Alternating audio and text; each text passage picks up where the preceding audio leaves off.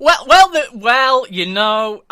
either you found the wrong movie or blimey Charlie. Blimey Charlie indeed. So, The Seventh Son is based upon the Wardstone Chronicles, which are written by Preston-born Joseph Delaney, which is a nice little local link for Preston FM right here, right now, on the hot rocking flame-throwing Preston FM.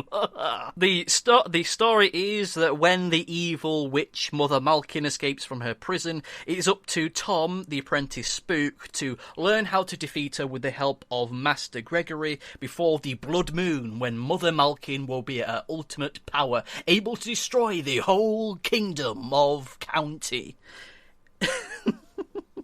The movie stars Ben Barnes, Julian Moore, and Jeff Bridges. Jeff Bridges, as has been widely reported with this movie, is just plain unintelligible. You can't understand a single word he says through the entirety of the movie. It is astounding. It can only be described as a cross between the dude from The Big Lebowski and Gandalf if Gandalf was heavily sedated. It is truly amazing how he could think that this voice was at all appropriate. I barely understood a single word that he said for the entirety of the movie. It is wholly remarkable. There are scenes where it is just mumbled gibberish. Right at the very beginning of the movie, just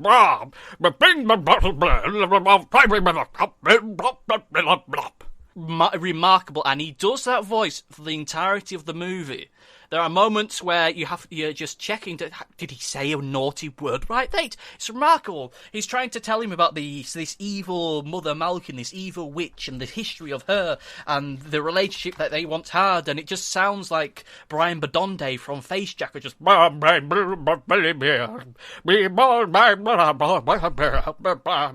It's a serious character and a serious performance, and I had to bite my tongue to stop myself from laughing. I saw it in a fairly packed cinema, which did surprise me, seeing as this movie has flop written all over it. Ironically, if you look at the box office top 10, The Seventh Son is at 7th in the box office top 10, which is... You couldn't write that, you honestly couldn't. Now, the world and the story that it takes place in are fairly straightforward. The story is what they hope will be the first part of a new series, which, judging by its takings at the box office, is very, very unlikely. But I will say in the story's favour is that it does feel like a smaller story in a wider world. It is not like so many fantasy movies that you have at the moment where it's big epic battles with monsters and soldiers thumping each other for an hour and a half, as was the case with the Hobbit movies. And I can gladly say that that isn't the case. That is one of the plus sides of it, but other than that, it is just a straightforward story. The world in which it takes place in is just generic medieval fantasy world, which adds insult to injury, as the world that this takes place in is loosely based on Lancashire. The big epic confrontation takes place at Pendle Mountain, which of course reference to Pendle Hill, where they had the witch trials and that.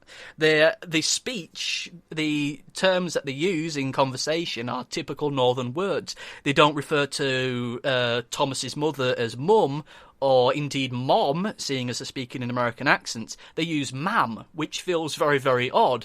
So it's American actors not even trying English accents, using northern dialect. It is truly, truly remarkable just to see it.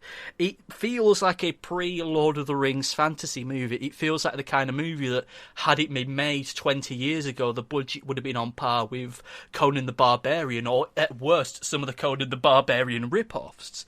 The special effects at times just, I wouldn't say they look terrible, they just look slightly unpolished. At moments it feels like they're just throwing the special effects in just because they can.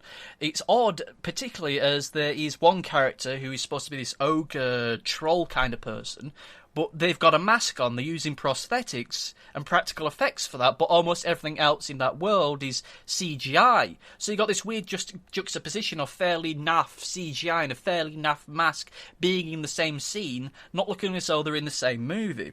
Now, I have to say this movie isn't horrible, it isn't terrible. The fact that Jeff Bridges' performance is so ludicrously strange is one of the positives for it in a so bad it's good kind of way, but I can't in all honesty recommend this as to go and see this in a cinema, because it is you've seen it all before. If you've not seen it all before, you feel as though you've seen it all before. Generic medieval fantasy movie with vague attempts at alluding to a greater story, which ultimately doesn't pan out. It's a disappointment because it's a local man who has written this. It's written a series of books which I hear are very, very good and have done very, very well, being adapted into a fairly naff movie, a movie which is based upon Lancashire, a movie world rather that's based upon Lancashire, and we get a movie which just feels like, right, we need the next Lord of the Rings, we need the next Hobbit, let's find the nearest book that we can find. Oh, it's the Wardstone Chronicles, right, we'll use this. There's no flair to it, nothing about it feels inspired. It doesn't feel as though it's been made by a fan in quite the same way that the Lord of the Rings movies have felt as though they were made. It's a disappointment. It can be interesting at times, but never enough to really warrant a cinematic release, or indeed for you to go and see it in cinemas. It's not even so bad it's good. It's just Jeff Bridges is the only so bad it's good element of it, so wait until it's out on video or something like that. Blazing!